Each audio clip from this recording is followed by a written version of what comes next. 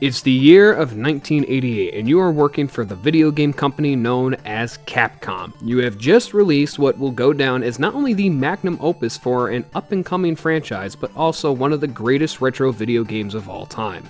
This game was Mega Man 2, and the game went on to sell 1.5 million copies, despite the limited time frame in which the game was made. Regardless of the odds, Mega Man 2 was a smashing success and a critical darling as well.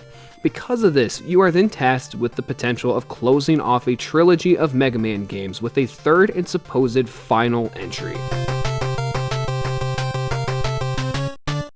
What can you do to make this game continue the story in a way that intrigues the audience, and also manages to give the character more purpose outside of just being the hero? You can give him a new slide mechanic, add in a new set of bosses that are just as iconic as the previous two games, make some badass music in the process, and introduce another character into the mix for our blue bomber to fight off against. This one seemingly being a red version of yourself with a shield that he puts up whenever he jumps. But you want to know what else you can do as well? Publish it in an unfinished state. Yeah. Let's take a look at why Mega Man 3 may be so damn good, but also messy at the same time.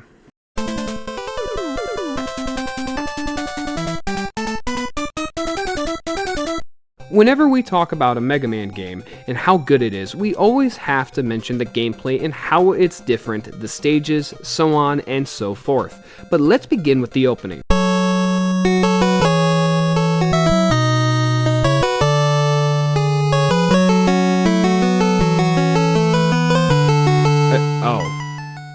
Oh wow, yeah.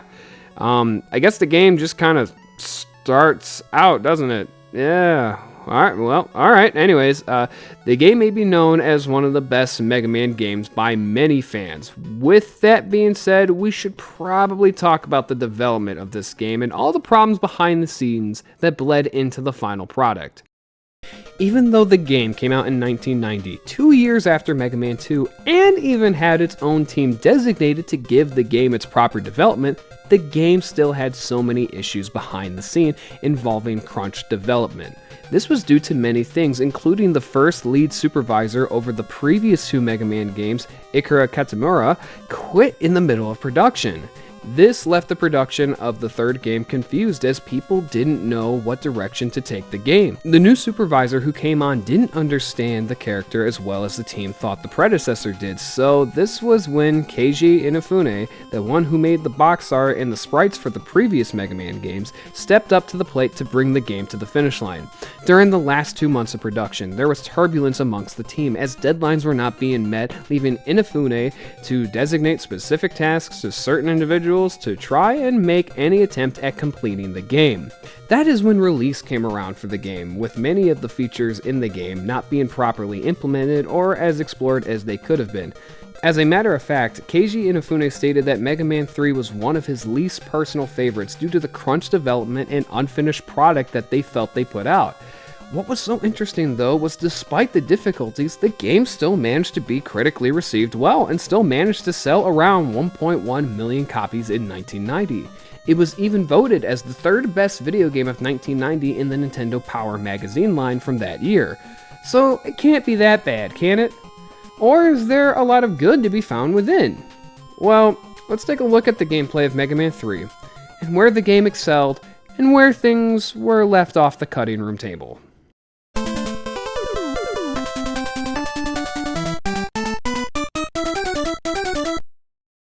So, with any good Mega Man game, we shall start at the beginning. As previously stated, you just hop right into the title card as opposed to dealing with an opening, which is one area where the game feels unfinished. Think back to Mega Man 2, where the game begins with you panning up the side of the building with the soundtrack that calls back to the ending of the first Mega Man game. This then leads to the reveal of the helmetless Mega Man on top of that same building. Now that's how you open a game, not just opening the game to the title card. However, the music does kind of go a little bit hard, especially in a sense where this was supposed to be the end of the series.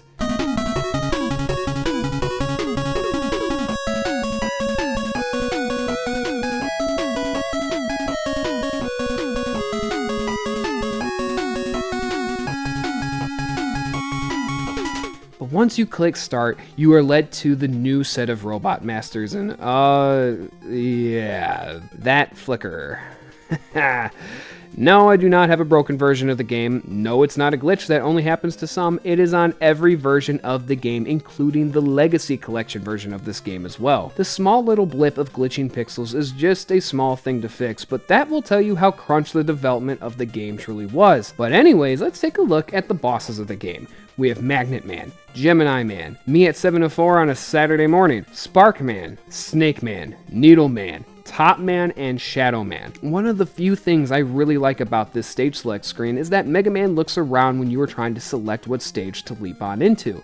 But once we actually choose a stage, we get the chance to use the newest and coolest Mega Man ability, the Slide Maneuver. This one little ability changes the trajectory of the game with different timing challenges, areas that can only be reached by sliding, and giving you a new way to dodge enemy attacks. Now, with all that being said, the counterpoint to this is that the game is also very hard to play. Thankfully, it's not as grueling as Mega Man 1 or 9, it is just at times unfair with the amount of enemies being thrown at you.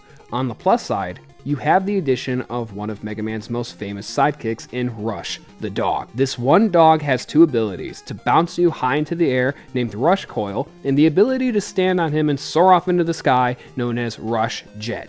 These two abilities, plus the slide mechanic, all help to make this game feel unique and new when compared to the first two games. But let's take a look at the stages. All of the Robot Masters have stages that are very easy to remember and incorporate little gimmicks that I do quite like. Whether it be the magnets that lift you up or pull you in on Magnet Man stage, the robots that shut off the lights in Shadow Man stage, or my personal favorite, the eggs that hatch in the Gemini Man stage, the game is loaded with quality of life stuff that makes each stage feel more interesting and refreshing. Speaking of keeping things interesting, in Magnet Man, Hard Man's, Shadow Man's, and Gemini Man stage, we have the introduction of this red mysterious robot that fights you in the three stages I mentioned, but helps you in the Gemini Man stage. Who is this? What is that music cue that follows that robot? This robot is none other than Proto Man, Mega Man's older brother. Proto Man was the first Robot Master created by Dr. Light. Proto Man was originally designed to be the protector of Earth before Mega Man, but couldn't continue due to his battery core being damaged. In order to fix it, he was going to have to be reprogrammed, which would have wiped his memories, which is what led him to escape. Proto Man acts as an antagonist throughout the game, where he aids Dr. Wily under the pretense of having his core fixed, but it isn't until the end where this is never achieved, and he instead comes to save Mega Man at the end of the game. I mean, this is all that I've gathered from the wiki, forum posts, and lore readings, because none of that is ever stated in the game, and it's not like I have the manual laying around for me to figure it out, but that is Proto Man, Mega Man's older brother. But in general, all of these additions just help to make the game more interesting and set it apart from the other games. After the 8 Robot Masters, you come across the Doc Robot stages, which are hard as nails versions of the Spark Man, Needle Man, Shadow Man, and Gemini Man stages, where at the end, you fight a robot that has 2 sets of health and contains the avatars of 2 bosses from Mega Man 2. Now, my opinion on these stages is that I don't mind them so much because they are a callback to my personal favorite in the series, but I do 100% agree that these stages are nothing more than padding for the runtime. These stages feel like an unnecessary inclusion in an otherwise really fun game. I have always had a lot of fun with this game, but I can't deny that I do hesitate playing these stages just because all they are is harder versions of previous stages I've already played, beating bosses I've already beaten from an already beaten game, using weapons that I had to obtain from already beaten bosses of this game I am trying to beat. It's the fact that I can create that convoluted sentence which infuriates me the most about these stages. This is where my other biggest issue with the game is: the weapons. Man, I'm sorry, this is one of the worst arsenals of weapons in any of these games. The reason why is that many of them are just not that powerful or even that useful. The only real ones I like are the Magnet Missile and the Shadow Blade, which just makes me want the Metal Blade from Mega Man 2 more. The Magnet Missile is the best weapon by far, but using it can be a bitch, because you can time the weapon to shoot up at an enemy before it leaves the screen. But it's half and half, where sometimes it will lock onto the target, or other times when you think it'll work on its own because it magnets to other robots on its own, it'll just fly right past them. Unfortunately, many of the weapons are just so impractical and you are better off using the arm cannon whenever you can because they just aren't that great overall. The hard knuckle and the top spin in specific are some of my least favorite of all the Mega Man games because of the slow nature of those weapons and their ability to miss. After using the lackluster weapons to fight against the much superior set of weapons in Mega Man 2, we are off to the Wily Castle where we are set to fight Dr. Wily and his new weapon, Gamma. But before you get to that, you have to go through all the Wily stages where you have to fight this robot that launches turtles at you. Okay. I wonder what stage 2's boss could be.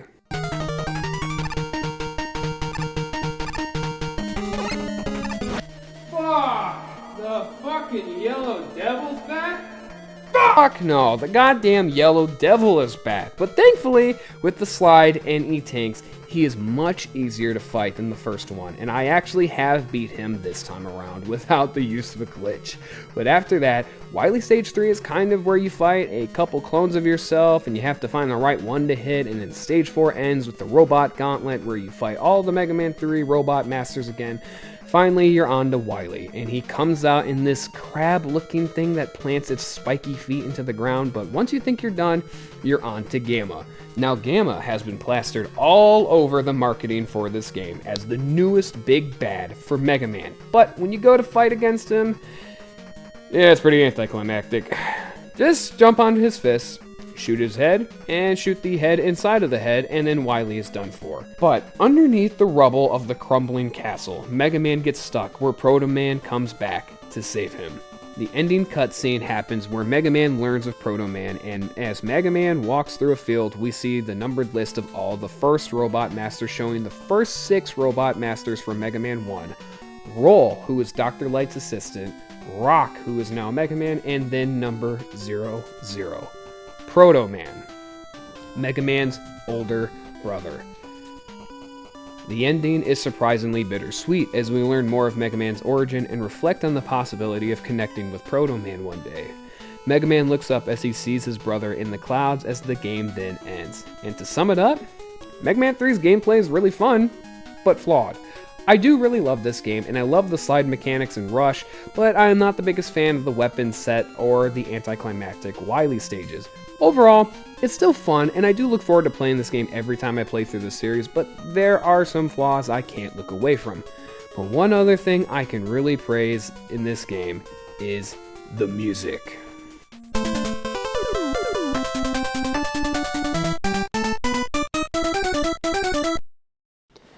Though not quite as memorable as Mega Man 2, the music is still kick-ass, and I remember so many of the themes from each stage in the game.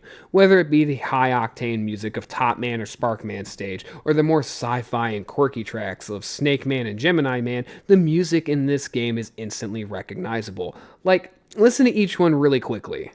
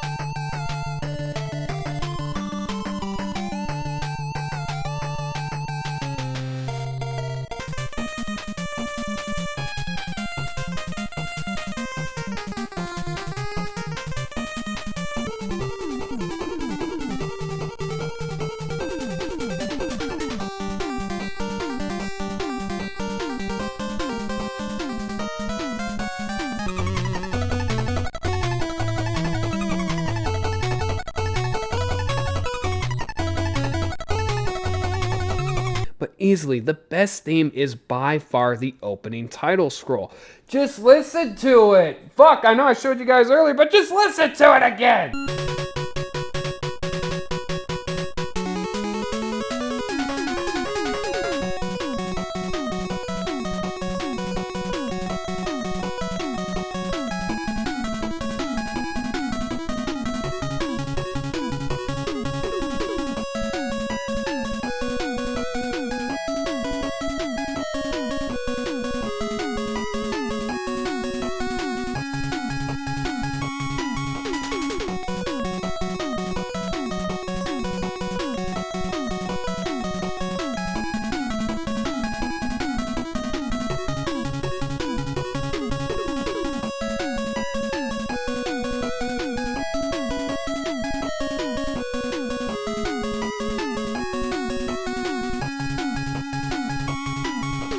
But easily, the most moving track has to be the end, where it hits like a nostalgia-based slap to the face, and man, I love it. The music helps to elevate the gameplay, where the weapons can't really do it, and thankfully the music is one area that does not feel unfinished. I honestly can't say enough positive stuff about the music. Though each track is not a masterpiece, unlike Mega Man 2, there are plenty of tracks I'd throw in here as some of the best Mega Man music of all time. I'm glad to see that many people do agree with me in this regard, as Mega Man 3 has one of the best soundtracks in the series to date, and it is hard to beat. But with that being said, how is Mega Man 3 overall?